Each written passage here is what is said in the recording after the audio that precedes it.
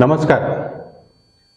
90 के दशक के अंत में और इस सदी की शुरुआत में आप किसी भी दफ्तर में चले जाएं या ट्रेन में सफ़र कर रहे हों तो आपको वहाँ मौजूद 90% औरतें अपने नाखून आपस में इस तरह घिसते हुए दिख जाती थी। उससे पहले बिना व्हाट्सएप मैसेज के गणेश जी की मूर्ति को दूध पीते हुए पूरे देश ने देखा था, और उससे भी पहले पूरे देश में रामायण और महाभारत सीरियल के प्रसारण के दौरान जैसे कर्फ्यू लग जाता था। ये 90 के दशक की शुरुआत की बात है। इस मास रिलीजियस टेस्टिंग के सिलसिले को टीवी न्यूज़ चैनलों ने 2010, 7, 8, 10 के बाद भी जारी रखा और नाग नागिन चमत्कार ऐसी कहानियां न्यूज़ के रूप में दिखाई जाने लगी। फिर धीरे धीरे 8-10 धार्मिक चैनल शुरू हो गए। 20 वर्ष बाद आज उन सारी औरतों के बाल सफ़ेद हो चुके हैं जो ऐसे घस रही थी नाखून। नाग नागिन की कहानियां टीवी सीरियल में सीमित हो चुकी हैं और कुछ बाबा जेल यात्रा पर निकल चुके हैं। लेकिन भक्तों की साधना और आस्था में कोई कमी नहीं आ रही है। इसका नतीजा यह है कि हर गांव और हर शहर में मंदिरों और पंडाल कमेटी की राजनीति जोरों पर है। आज भी भजन कीर्तन और चौमासे का माहौल निरंतर बना हुआ है। हर रीजनल पेपर में पिछले 10-15 वर्षों में, खासकर हिंदी पेपर्स में, धर्म का एक पन्ना जुड़ गया है। सब तरफ व्हाट्सएप ग्रुप में धर्म के रक्षक फैल गए हैं।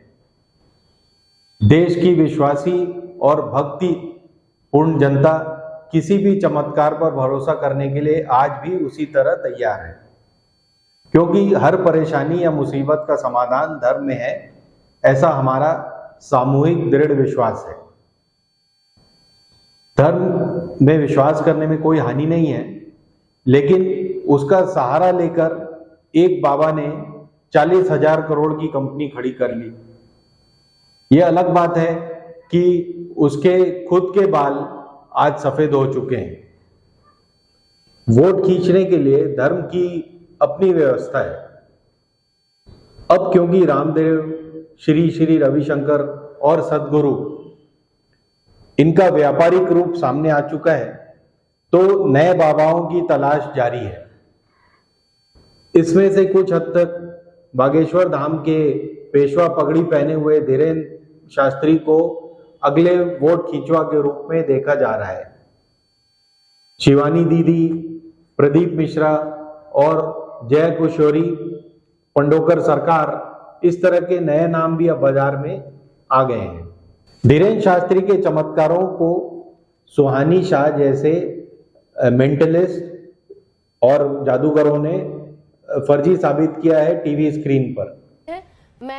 मैं और मेरे पूरे साथी, बहुत सारे इंडिया में बहुत अच्छे बेहतरीन जादूगर लोग हैं जो धीरेन्द्र शास्त्री जी जो दावा करते हैं कि हम माइंड रीड करते हैं, वैसे जो हमारी मैजिक की कम्युनिटी के लोग हैं वो भी माइंड रीड करते हैं, लेकिन उसे वो एक कला कहते हैं, जो हम मानते हैं कि ये एक कला है।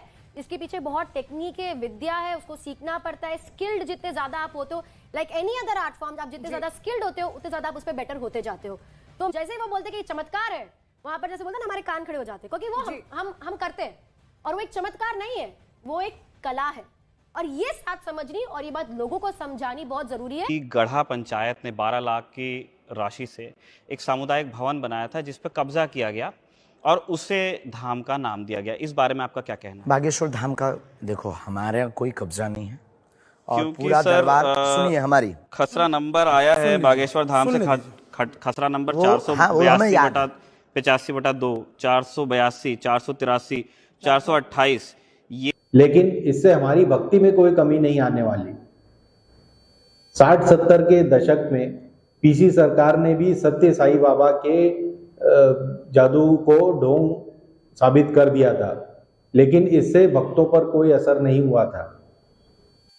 लेकिन न अब सुहानी शाह के प्रयासों की सफल होने की कोई संभावना है और न ही हमारी भक्ति में कोई कमी आने की संभावना है। आज भी हम थाली बजाएंगे और अगले चुनाव की तैयारी करेंगे। धन्यवाद। हिंदुस्तान जिंदाबाद।